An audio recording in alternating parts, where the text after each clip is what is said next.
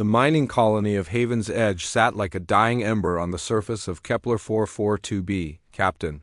Jake Morrison walked through the underground tunnels, his boots echoing against the metal floor. The sound was different now, hollow and empty, like the colony itself. 3 months ago, these tunnels had been filled with the noise of working miners and their families. Now, only 200 people remained, hiding in the darkness below ground. Jake stopped at the communications room and picked up the cracked datapad from the table. The screen flickered as he read the message for the 100th time. It was from Earth's Colonial Defense Force, dated 2 weeks ago. The words were simple and cold. All Outer Rim colonies presumed lost. No reinforcements available. Good luck. After that message, nothing else had come through the speakers. The silence from space was complete. He set the datapad down and rubbed his tired eyes. The Zephyrian Empire had been methodical in their attack. They had hit 12 human colonies in this sector, one after another, until only Haven's Edge remained. The aliens were tall creatures that looked like giant insects, with hard shells covering their bodies and multiple eyes that seemed to see everything. Their weapons shot beams of burning plasma that could melt through steel like butter. The colony's main buildings on the surface had been destroyed in the first week of fighting. The Zephyrians had used their ships to bomb everything above ground, until nothing remained but twisted metal and smoking craters. That was when Jake had made the decision to move everyone into the mining tunnels. The underground complex was deep enough to protect them from the bombing, and it had its own power system and air recyclers. Dr. Lisa Hayes walked into the communications room, carrying her medical bag. She looked as tired as Jake felt. Her usually neat brown hair was messy, and her clothes were stained with dirt and sweat. She had been working without rest, treating the wounded and trying to keep everyone healthy in the cramped underground space. "How are the supplies holding up?" Jake asked her. Lisa sat down heavily in a chair. "The medical supplies are almost gone. We have maybe 3 days of antibiotics left, and the pain medication ran out yesterday. The food situation is worse. We're down to emergency rations, and those will last maybe a week if we're careful." Jake nodded. He had expected this news, but hearing it still made his stomach tighten. "What about the water recycling system?" "Pete is working on it, but it's not good. The last plasma blast damaged the main processor. We're getting about half the clean water we need." As if summoned by their conversation, Engineer Pete Collins appeared in the doorway. He was a short man with graying hair and hands that were permanently stained with grease. Before the attack, he had been responsible for maintaining the mining equipment. Now he was the only thing standing between the survivors and complete system failure. "The water system is patched for now," Pete said, wiping his hands on a dirty rag, "but it's not a permanent fix. We need replacement parts that we don't have." Jake looked at both of them. These were good people, skilled and dedicated, but they were fighting a losing battle. The Zephyrians outside were patient. They had set up a perimeter around the colony entrance and were content to wait. They knew that time was on their side. "What about the defense grid?" Jake asked. Pete shook his head. "The power cells are nearly drained. We might get 1 more day out of it, maybe 2 if we're lucky.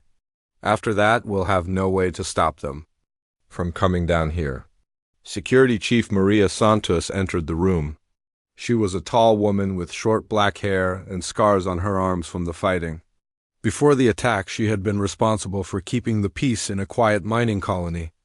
Now she was their military leader, commanding a force of 20 security officers and 40 volunteers with mining equipment converted into weapons. "The aliens are moving," Maria said. "My scouts report they're bringing up heavier equipment. It looks like they're preparing for a final assault." Jake felt the weight of command settling on his shoulders. He had been a mining supervisor before the attack, responsible for production schedules and safety reports. Now he was making decisions that would determine whether 200 people lived or died. "How long do we have?" he asked. Maria checked her watch. "Maybe 12 hours. They'll probably attack at dawn." The 4 of them sat in silence for a moment. Through the walls, they could hear the distant sounds of the colony, children crying, people talking in low voices. The hum of failing machinery. These were the sounds of a dying community. Lisa broke the silence. The children are asking questions. They want to know when they can go home, when they can see the sun again. Jake thought about the children. There were 32 of them, ranging from babies to teenagers. They had been living underground for 3 months, and the younger ones were starting to forget what the outside world looked like. Some of them had nightmares about the tall alien creatures with their burning weapons. What? Do we tell them? Lisa asked. Jake looked at the cracked datapad again. The message from Earth Command seemed to mock him with its finality. No reinforcements were coming. No rescue ships were on their way. The Colonial Defense Force had written off the Outer Rim colonies as lost. We tell them the truth, Jake said. Finally, we tell them that we're going to fight. Maria nodded. My people are ready. We've set up firing positions at all the tunnel entrances. The miners have rigged some explosive charges that might slow them down. Pete looked up from his calculations. I can overload the main power reactor. It won't be big enough to take out their ships, but it might collapse some of the tunnels. And trap us down here, Lisa pointed out. Better than being taken prisoner, Maria said grimly. Jake stood up and walked to the small window that looked out into the main tunnel. He could see people moving about their daily routines, trying to maintain some sense of normalcy even in their underground prison. Families huddled together, sharing their meager food rations. Old men played card games with worn decks. Mothers sang quiet lullabies to their children. These people had trusted him to keep them safe. They had followed his orders to move underground, had believed him when he said help would come. Now he had to find a way to tell them that help was not coming, that they were truly alone. There's something else, Maria said quietly. Some of the people are talking about surrender. They think if we give up, the aliens might let us live? Jake turned back to face them. What do you think? Maria's expression was hard. I think the Zephyrians didn't build prison camps. They built crematoriums. The harsh truth of her words settled over the room like a dark cloud. The Zephyrians had shown no mercy to any human colony they had conquered. There were no reports of prisoners being taken, no demands for surrender, no negotiations. They simply destroyed everything human they encountered. So we fight, Jake said. We make our stand here. With what? Pete asked. We have mining lasers and construction explosives against plasma rifles and orbital bombardment. We have something they don't, Jake said.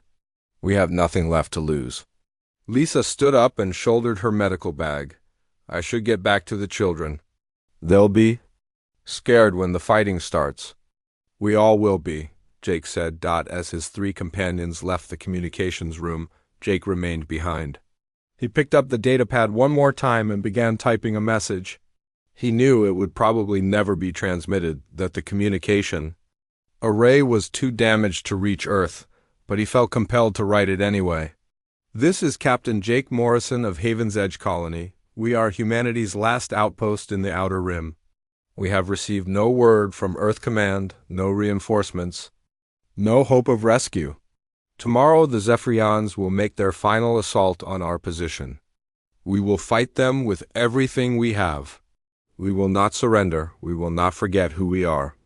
If anyone receives this message, remember that we stood here. Remember that we were human. He saved the message and set the datapad aside. Outside, the sounds of the colony continued, but they seemed different now, quieter, more subdued. People were preparing for the end, each in their own way. Jake left the communications room and walked through the tunnels. He stopped to talk to families, to check on the wounded, to review defensive positions with his security teams. Everywhere he went, he saw the same thing in people's eyes: resignation. They had accepted their fate, but even in their acceptance, there was something else. A quiet dignity, a stubborn refusal to break completely. They might die tomorrow, but they would die as human beings, not as broken creatures begging for mercy. As Jake made his final rounds through the colony, he found himself thinking about Earth, about the green fields and blue skies that these children might never see again. The Zephyrians had taken everything from them, but they had not taken their humanity. Tomorrow would bring the final battle. Tonight they would remember who they were. The attack began at dawn, just as Maria Santos had predicted. The first plasma bolts came through the main tunnel entrance like lightning, melting through the reinforced steel doors that Pete Collins had worked so hard to strengthen. The metal glowed red-hot for a moment before collapsing into twisted chunks that scattered across the tunnel floor. Jake Morrison felt the heat wave wash over him as he crouched behind a makeshift barricade. The air filled with the smell of burning metal. And something else, something sharp and bitter that made his eyes water. Around him, the security team opened fire with their converted mining lasers, the beams cutting through the darkness toward the tunnel entrance. The Zephyrians came through the breach like a tide of nightmares. Their tall insect-like bodies moved with terrible grace, their multiple eyes scanning the tunnel for targets while their plasma rifles charged with high-pitched whines. The first alien through the door took a mining laser to the chest and fell backward, its hard shell cracking open to reveal green fluid inside, but more aliens followed, pushing through the entrance in a steady stream. Their plasma weapons sent bolts of superheated gas down the tunnel, turning the air itself into a weapon. Where the plasma touched the tunnel walls, the metal began to melt and drip like candle wax. Maria Santos shouted orders from behind her position, directing the security team's fire toward the entrance. Her voice was steady despite the chaos around her, but Jake could hear the strain in it. They had prepared for this moment, but the reality of fighting the Zephyrians was worse than any of them had imagined. The defense grid that Pete had maintained for 3 months finally gave out. The power cells that had protected them for so long went dark with a series of clicking sounds that echoed through the tunnel. Without the energy barriers, the aliens could advance freely through the complex. Pete himself was crouched next to a control panel, frantically trying to reroute power from the life support systems. His hands moved quickly over the controls, but sweat was pouring down his face. "I can't get it back online," he shouted over the noise of battle. "The power cells are completely drained." A plasma bolt struck the wall next to Jake's head, sending drops of molten metal across his shoulder. He rolled away from the impact point and found himself looking down the tunnel toward the deeper parts of the colony.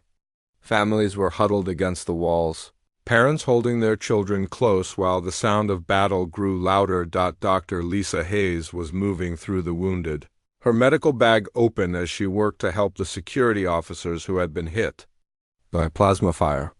The alien weapons caused terrible burns, cooking flesh and bone from the inside out. Lisa's supplies were almost gone, but she continued working, using torn cloth and mining equipment to create bandages. The sound of chittering filled the tunnel as more Zephyrians poured through the breach. Their alien voices echoed off the walls, creating a noise that seemed to come from everywhere at once. Jake had heard recordings of their language before, but experiencing it in person was different. The sounds seemed designed to cause fear, to make humans feel like prey. A young security officer named Danny Chun ran past Jake's position, his mining laser firing continuously at the advancing aliens. Jake watched in horror as a plasma bolt caught Danny in the back, sending him tumbling forward onto the tunnel floor. Lisa immediately moved toward him, but Jake could see from her expression that there was nothing she could do. The aliens were advancing methodically, room by room, tunnel by tunnel. They showed no hurry, no desperation. They moved like creatures who knew they had already won, who were simply completing a task that had been assigned to them. Behind their advancing forces, Jake could see larger aliens carrying different weapons, probably officers or specialists. Maria's voice crackled over the communication system. "Fall back to position 2. Repeat, fall back to position 2. The security team began moving deeper into the complex, carrying their wounded with them. The aliens followed at their steady pace, their plasma rifles lighting up the tunnel with each shot. Position 2 was a wider area where 3 tunnels met. Pete had rigged some explosive charges there, mining charges that could bring down sections of the ceiling. It was their last prepared defensive position before the main living areas of the colony. Jake found himself running alongside Maria as they retreated. Her face was grim, streaked with dirt and sweat. How many did we lose? He asked. 6 dead, 12 wounded, she replied without looking at him. We can't keep this up much longer. They reached position 2 and immediately began setting up the remaining weapons. The mining charges were connected to a single detonator that Pete carried in his pocket. If they triggered the explosives, they might kill some of the aliens, but they would also trap the survivors in the deeper tunnels with no way out. The aliens appeared at the far end of the tunnel, their forms moving through the smoke and flickering light. They seemed to hesitate for a moment, perhaps sensing the trap that had been prepared for them. Then they began advancing again, their plasma rifles charging for another assault. Now, Maria shouted, and Pete pressed the detonator. The explosion was deafening. The tunnel ceiling collapsed in a shower of rock and twisted metal, sending a cloud of dust through the entire complex. For a moment there was silence, and Jake dared to hope that they had stopped the alien advance. Then the sound of cutting tools began echoing through the debris. The Zephyrians were using their weapons to clear the tunnel, melting through the rock and metal that blocked their path. The explosion had delayed them, but it had not stopped them. Lisa appeared at Jake's shoulder, her medical bag nearly empty. We need to move the wounded to the deep tunnels, she said. Some of them can't be moved much farther. Jake nodded and began helping to carry the injured deeper into the complex. The tunnels here were narrower, designed for mining equipment rather than people. Families pressed against the walls as the wounded were carried past, their faces showing the same resignation Jake had seen the night before. The children were the hardest to look at. They clung to their parents, eyes wide with fear and confusion. Some of the younger ones were crying, while the older ones tried to comfort their siblings. They had been living underground for 3 months, and now even their underground refuge was being taken from them. The sound of cutting tools grew louder. The aliens were making steady progress through the collapsed tunnel, and soon they would break through to continue their advance. Jake realized that they had maybe an hour before. The Zephyrians reached the main living areas. He gathered Maria, Lisa, and Pete in a small side tunnel. They looked exhausted, defeated, but still determined to keep fighting. We need to talk about what comes next, Jake said. Maria checked her weapon. I have maybe 50 shots left. The security team is down to 30 rounds total. After that, we're fighting with mining tools and our bare hands. Pete looked at his watch. The life support system is failing. Without power to the air recyclers, we'll run out of breathable air in about 6 hours. Lisa sat down heavily on a crate of medical supplies. Half the wounded won't survive another hour without proper treatment. The rest need to be moved to a hospital, which we don't have. Jake felt the weight of leadership crushing down on him. 200 people were depending on him to find a solution, but there was no solution to be found. They were trapped underground with no weapons, no supplies, and no hope of rescue. The sound of cutting tools stopped. In the distance, Jake could hear the chittering voices of the Zephyrians as they prepared to resume their advance. Soon they would break through the debris and continue their methodical conquest of the colony. There's something we need to discuss, Jake said quietly.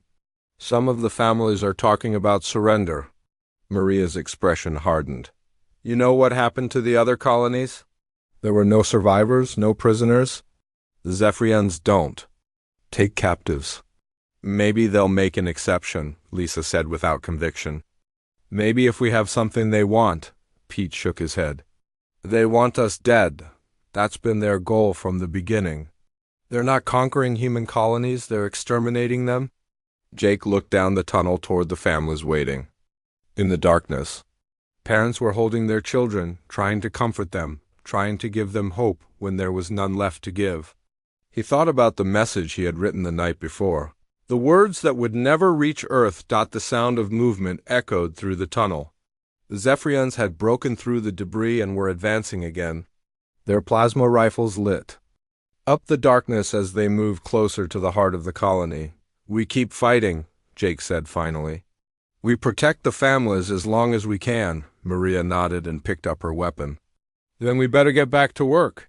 As they moved back toward the advancing aliens, Jake realized that they were about to face their final battle. The Zephyrians had won, but they would not win easily. The humans of Haven's Edge would make them pay for every meter of tunnel, every room, every life. The darkness ahead filled with the sound of alien voices and the whine of charging plasma rifles. Jake gripped his mining laser tighter and prepared to make his last stand.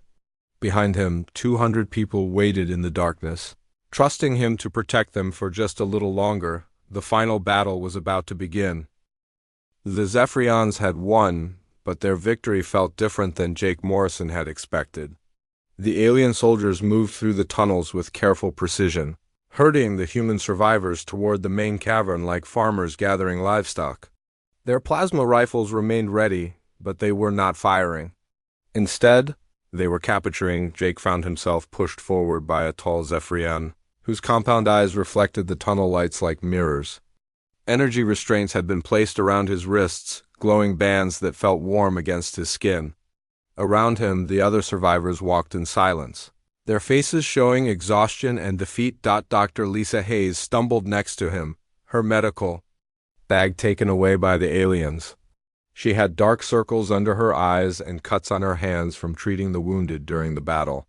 Behind them, Pete Collins limped along, favoring his left leg where a piece of debris had struck him during the tunnel collapse. The main cavern had been transformed into a prison.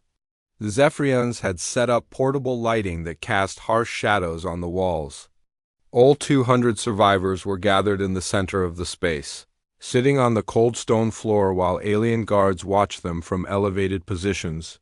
Security Chief Maria Santos sat with her back against a rock wall, her uniform torn and dirty. She caught Jake's eye and nodded slightly, a gesture that somehow managed to convey both respect and determination. Even in defeat, she had not given up completely. The alien commander entered the cavern with a group of other Zephyrians. This creature was larger than the others, with scars across its hard shell and decorative markings that probably indicated rank. It moved with authority, and the other aliens stepped aside as it approached the human prisoners. A small device attached to the commander's throat began speaking in human language. The voice was mechanical and cold, but the words were clear. Your species has shown remarkable tenacity, but this sector now belongs to the Zephyrian Empire. You will be relocated to processing facilities where your fate will be determined. Jake struggled to his feet, the energy restraints making movement difficult. Our people know we're here. They'll come for us. The words felt hollow as he spoke them, but he felt obligated to show defiance. The commander's mandibles clicked together in what might have been amusement. Your communication networks have been monitored for months. No response has come to your distress calls. Your species has abandoned you. The alien gestured toward the damaged communications array that his soldiers had brought into the cavern. We have intercepted your military transmissions. Your fleets have withdrawn to defensive positions around your core worlds. You are forgotten. The words hit Jake like physical blows. He had suspected that Earth had written them off, but hearing it confirmed by the aliens made it real. The Colonial Defense Force had decided that the Outer Rim colonies were expendable. The 200 lives were not worth the cost of a rescue mission. Lisa spoke up from where she sat. What do you want with us? If you're just going to kill us, why not do it here? The commander turned its attention to her. Your species possesses certain biological characteristics that may prove useful. The Empire has uses for sturdy specimens. The implication was clear, and Jake felt his stomach tighten. The Zephyrians were not planning to execute the survivors immediately. They had something worse in mind, something that required keeping humans alive for an extended period. Children began crying in the back of the group. Parents held them close, trying to provide comfort while dealing with their own terror.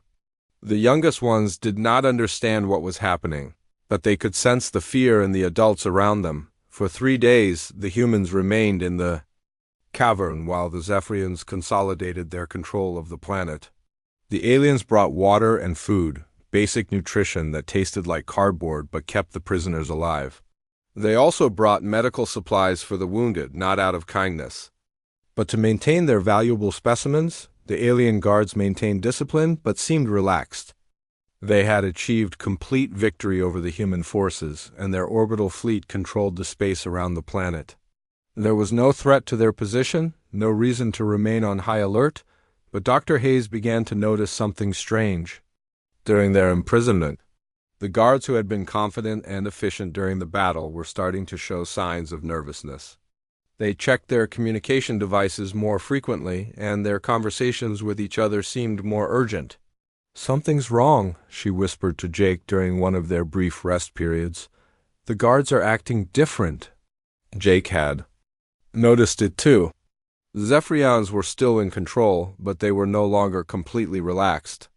They moved with more tension, and their compound eyes seemed to be scanning the cavern ceiling more often, as if they expected something to fall. From above, Maria Santos had been watching the guards' behavior patterns since their capture. Her security training had taught her to observe details that others might miss. "They're getting reports from their fleet," she said quietly. "Something up there is making them nervous." Pete Collins, despite his injured leg, had been studying the alien technology whenever possible. "Their communication equipment is more advanced than ours, but it works on similar principles.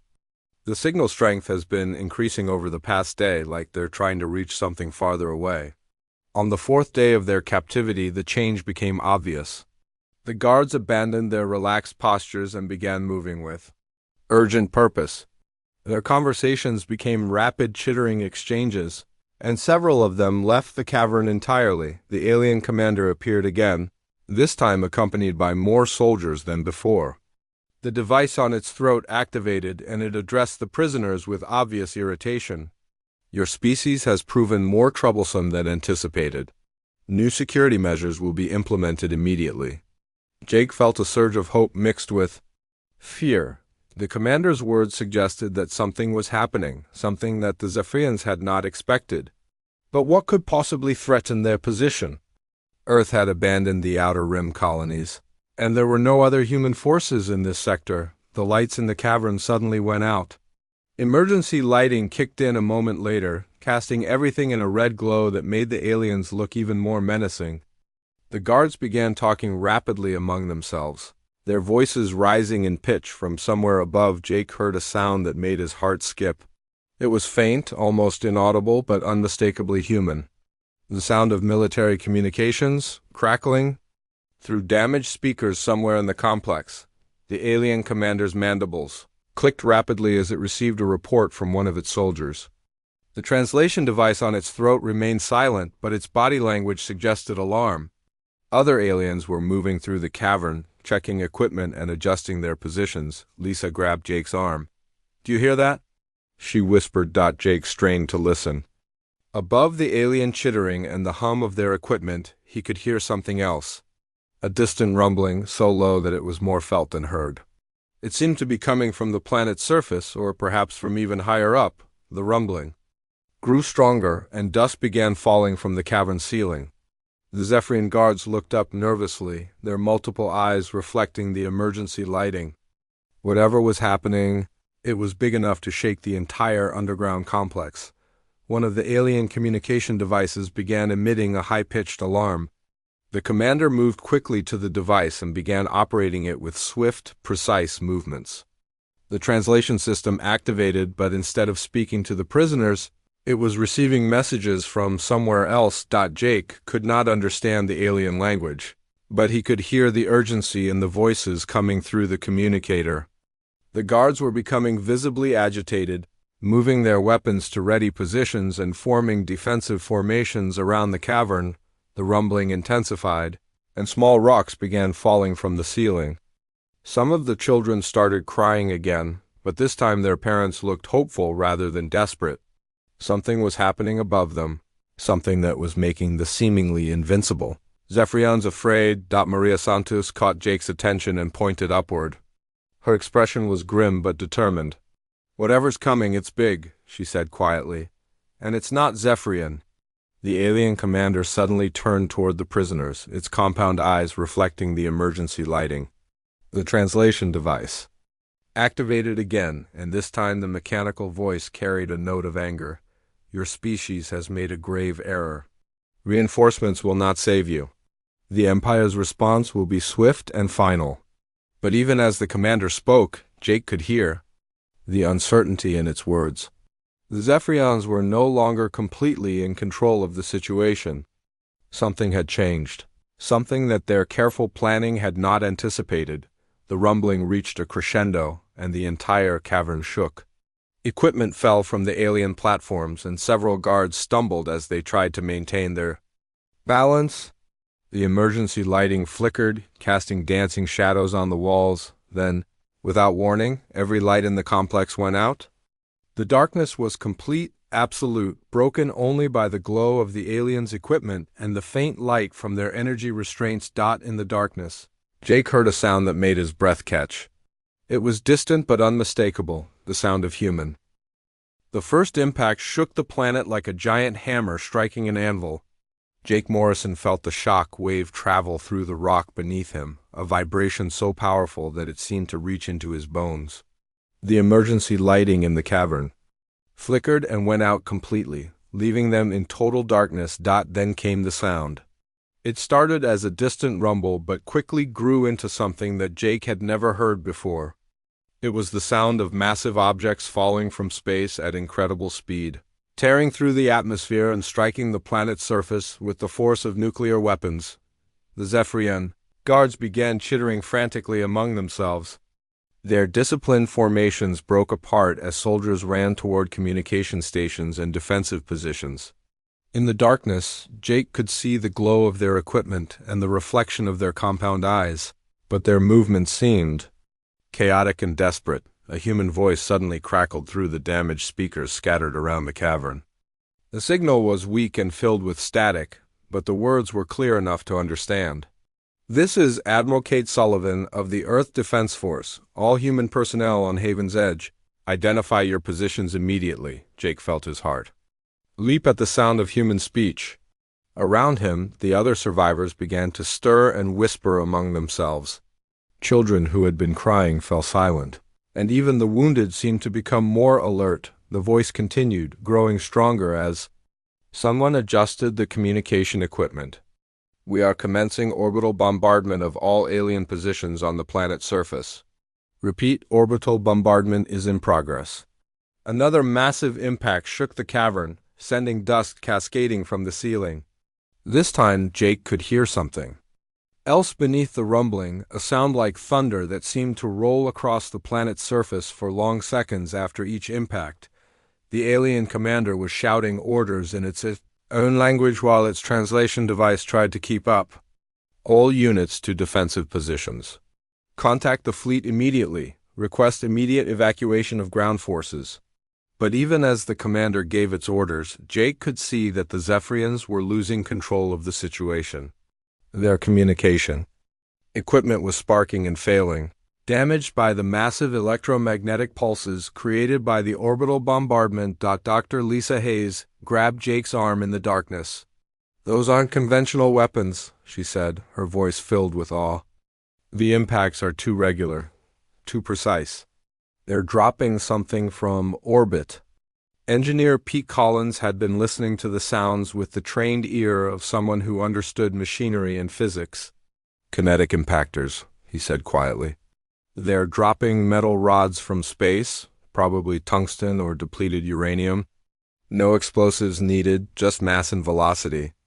The bombardment continued, each impact shaking the underground complex and causing more damage to the alien equipment. Jake realized that whoever was commanding the human fleet knew exactly what they were doing. The strikes were not random, but carefully planned to destroy specific targets on the surface. Security Chief Maria Santos had moved closer to the alien guards in the darkness, using the chaos to observe their behavior. "They're panicking," she whispered to Jake. "Their orbital fleet is either gone or running." Admiral Sullivan's voice came through the speakers again, stronger now as the human forces gained control of the communication networks. "This is a message to any Zephyrian forces receiving this transmission. You have 30 minutes to evacuate this planet. Any alien military presence remaining after that time will be considered hostile and will be eliminated without further warning." The alien commanders Mandibles clicked rapidly as it received reports from its surviving soldiers. The translation device activated, but instead of speaking to the prisoners, it was trying to contact the Zephyrian fleet in orbit. Command ship, this is Ground Force Alpha. Request immediate evacuation. Human fleet has superior firepower. Our orbital support is compromised. The mechanical voice carried an edge of desperation that Jake had never heard from a Zephyrian before. There was no response from orbit. The commander tried again, its voice becoming more urgent. Any Zephyrian vessel, respond immediately. Ground. Forces require evacuation. The human fleet is using weapons beyond our tactical projections. Still no response. In the darkness, Jake could hear alien soldiers moving through the tunnels, their chittering voices raised in what sounded like panic. Equipment was being abandoned as the creatures fled toward the surface exits. Another series of impacts struck the planet, these ones closer to the colony. The shock waves were so powerful that several prisoners were knocked to the ground. But instead of fear, Jake felt something he had not experienced in months: hope. The human fleet was not just rescuing them. It was demonstrating a level of military power that the Zephyrians had never encountered before. The aliens who had seemed so invincible were fleeing in terror from weapons they could not comprehend. Pete Collins managed to reach one of the abandoned alien communication devices. His engineering skills allowed him to figure out the basic controls, and soon he was boosting the signal strength of their own damaged equipment. Earth Command, this is Haven's Edge Colony, Pete spoke into the device. We have 200 survivors in the underground complex. The Zephyrians are retreating, but we need immediate assistance. The response came back almost immediately, clear and strong. Acknowledged Haven's Edge. This is Admiral Sullivan. Marine dropships are en route to. Your location? Hold your position and mark your location with any available signaling devices. Jake felt tears running down his face. After months of silence, after being written off as lost, Earth had not only come for them but had come with overwhelming force. The Colonial Defense Force had not abandoned the Outer Rim after all. Admiral, Sullivan's voice continued over the communication system. To all survivors on Haven's Edge, this is Admiral Kate Sullivan commanding the Earth Defense Force Task Force Retribution. We have been tracking Zephyrian movements for the past 4 months, and we are here to end their presence in this sector permanently. The bombardment shifted, moving away from the immediate area around the colony. Through the speakers, Jake could hear reports from other human ships as they engaged Zephyrian vessels throughout the system. Cruiser Boston reports 3 alien destroyers eliminated. Battleship New York has disabled the enemy command ship. Fighter squadrons are pursuing fleeing vessels toward the outer system. The alien commander made one final attempt to contact its fleet. Emergency evacuation required. Ground forces surrounded. Human fleet strength exceeds all projections. But the only response was static dock around the cavern. The remaining Zephyrian guards were abandoning their positions. Some tried to maintain their weapons, but others simply dropped everything and ran toward the tunnel exits. Their disciplined military formation had completely collapsed. Dr. Hayes moved among the human survivors, checking on the wounded and trying to provide comfort to the children. It's going to be okay, she told them. Help is coming. Maria Santos had retrieved a weapon from one of the fleeing aliens.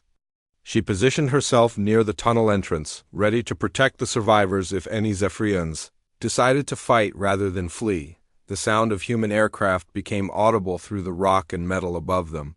The distinctive roar of military dropships grew louder as they approached the colony site. Jake realized that within minutes, human soldiers would be on the ground. All human personnel, this is Marine Force 1. A new voice crackled through the speakers. We are beginning landing operations. Stay in your current positions until we can secure the area. Jake looked around the cavern at the faces of his people. The children were no longer crying, and the adults were standing straighter despite their exhaustion.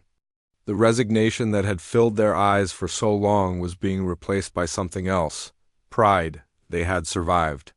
Against impossible odds, facing an enemy that had destroyed 12 other colonies, they had held on long enough for rescue to arrive. More than that, They had maintained their humanity in the face of certain death. The sound of human voices grew louder as Marines moved through the tunnel system, clearing out any remaining alien resistance. Jake could hear the precise, professional communications of soldiers who knew their job and were very good at it. Tunnel 7 clear, moving to Tunnel 8, no alien contacts. Medical team to the main cavern. We have survivors requiring immediate attention. Engineering team, check the life support systems. These people have been underground for months. Admiral Sullivan's voice came through the speakers one final time. Haven's Edge Colony, this is Admiral Sullivan. The planet is secure. The Zephyrian fleet has been destroyed or driven off. You are safe. Jake Morrison stood up slowly, his legs shaking from months of poor nutrition and stress. Around him, 200 human beings who had been given up for dead were preparing to return to the surface. They had witnessed the arrival of humanity's true military might, and they had seen their enemies flee in terror. The darkness was ending, and soon they would see sunlight again.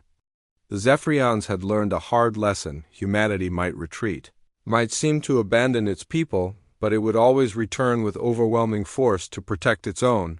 The sound of Marine boots echoed through the tunnels, getting closer with each passing moment. Jake smiled for the first time. The first Marine through the tunnel entrance was Lieutenant Colonel Steve Parker, a tall man with steel-gray eyes and the confident bearing of someone who had seen combat across a dozen worlds. His advanced combat suit made him look like something from a science fiction story, with armor that seemed to absorb light and weapons that hummed with barely contained energy. Jake Morrison watched in amazement as Parker and his team moved through the cavern with professional efficiency. These were not the desperate defenders who had fought the Zephyrians with mining equipment. These were soldiers whose every movement spoke of superior training and overwhelming technological advantage. Colonel Parker, Earth Defense Force Marines, the officer said as he approached Jake. Are you the ranking civilian authority here? Jake nodded, still struggling to believe that rescue had actually arrived. Captain Jake Morrison, Colony Administrator. We have 200 survivors, including 32 children and about 40 wounded. Parker spoke into his communication. Device. Command. This is Marine 1. Colony secured. 200 survivors confirmed. Requesting immediate medical evacuation for wounded personnel. Within minutes, the cavern filled with human soldiers, medics, and engineers. Dr. Lisa Hayes found herself working alongside military doctors who had brought medical equipment that seemed impossibly advanced compared to her basic supplies. The wounded colonists were quickly stabilized and prepared for transport to the hospital ships waiting in orbit. Engineer Pete Collins watched in fascination as Marine technical specialists examined the colony's damaged systems. Their portable equipment could analyze and repair complex machinery in minutes, work that would have taken him days to complete with the limited tools available underground.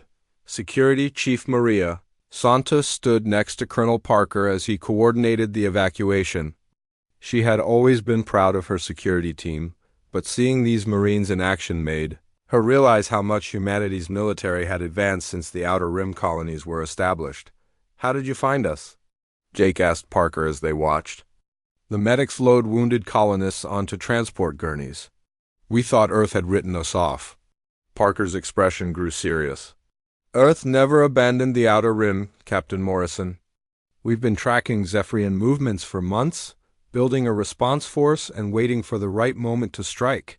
Your colony's resistance bought us the time we needed to prepare. The revelation hit Jake like a physical blow. The months of silence, the message saying no reinforcements were available, had all been part of a larger strategy. Earth had been preparing for war while allowing the Zephyrians to believe they had achieved total victory. The Zephyrians monitored our communications, Parker continued. We had to make them believe that we were retreating in panic, that we were abandoning our colonies to save our core worlds. Meanwhile, we were mobilizing the largest military force in human history. Admiral Kate Sullivan entered the cavern, her presence immediately commanding attention from everyone present. She was a woman in her 50s with short silver hair and the bearing of someone accustomed to making decisions that affected millions of lives. "Captain Morrison," Admiral Sullivan said, extending her hand. "I apologize for what you and your people have endured. The deception was necessary, but that doesn't make it any easier for those who had to live through it." Jake shook her hand, feeling the strength in her grip. "How many ships did you bring, Admiral?" Sullivan smiled grimly. "Task Force Retribution consists of 12 battle groups, over 300 ships total. We've been building this force for 8 months, ever since the Zephyrians began their expansion into human space." The number was staggering. Jake realized that Earth had committed resources to this operation on a scale that dwarfed anything the Outer Rim colonies had ever seen. This was not just a rescue mission, but a declaration of war against the entire Zephyrian Empire. Dr. Hayes approached them, her medical bag finally replaced with modern equipment provided by the Marine medics. "Admiral, I've been treating these people for months. They've shown incredible courage, but they need to know that their sacrifice meant something." Admiral Sullivan turned to address all the colonists who were able to listen. Her voice carried clearly through the cavern, reaching every corner where survivors were being prepared for evacuation. "People of Haven's Edge," she began, "you have endured 3 months of siege, fought with improvised weapons against overwhelming odds, and maintained your humanity in the face of certain death. Your resistance has given humanity the time it needed to prepare a response that will echo across the galaxy." She paused, looking at the faces around her. "The Zephyrian Empire made a critical error when they attacked human colonies. They believed that our apparent retreat was a sign of weakness. They were wrong." Pete Collins found himself standing straighter as the Admiral spoke. Around him, other colonists were doing the same, their exhaustion temporarily forgotten as they listened to words that gave meaning to their suffering. "Earth has not just sent one fleet to reclaim Haven's Edge," Admiral Sullivan continued. "Right now, similar forces are engaging Zephyrian positions throughout this entire sector. We are not just rescuing our people, we are reclaiming our territory and sending a message to every species in the galaxy." Colonel Parker received a communication through his suit and spoke quietly to the Admiral. She nodded and turned back to the colonists.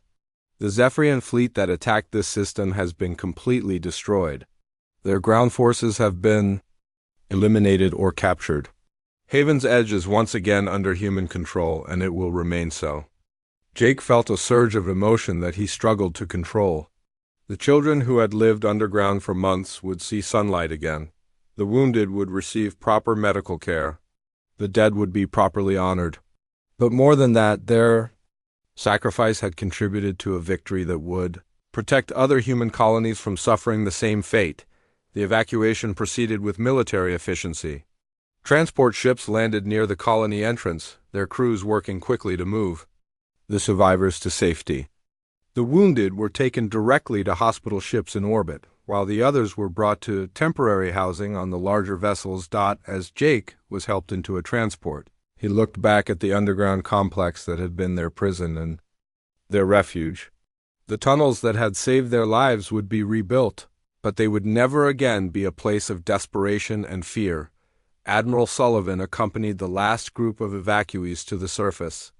As they emerged from the underground complex, Jake saw sunlight for the first time in 3 months.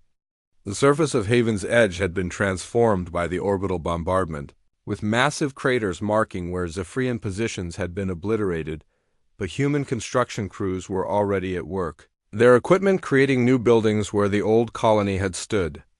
This would not just be a repair job, but a complete rebuilding, designed to ensure that Haven's Edge could never again be threatened by alien attack. "What happens to the Zephyrian Empire now?" Jake asked Admiral Sullivan as they watched the construction. "Work begin. The Empire will learn that attacking human civilians carries consequences they cannot afford," she replied. "We've been monitoring their communications.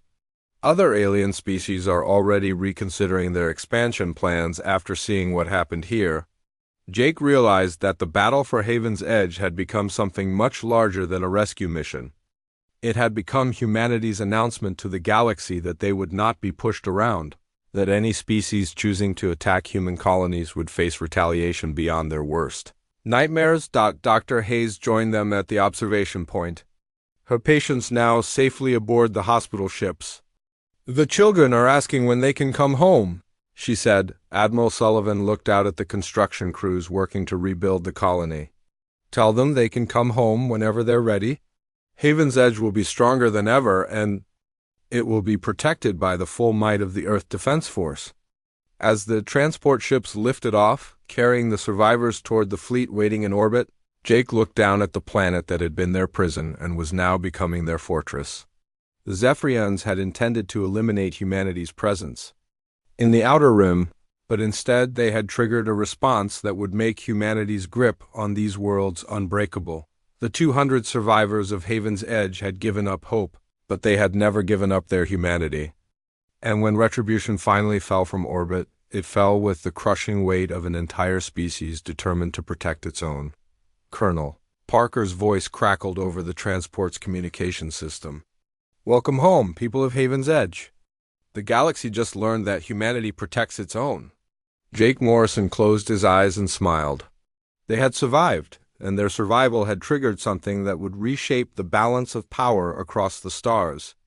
The Zephyrian Empire had awakened something in humanity that they would spend generations regretting. The transport ship climbed toward the stars, carrying the survivors toward safety and toward a future where no human colony would ever again face annihilation alone. Humanity had spoken, and the galaxy was listening.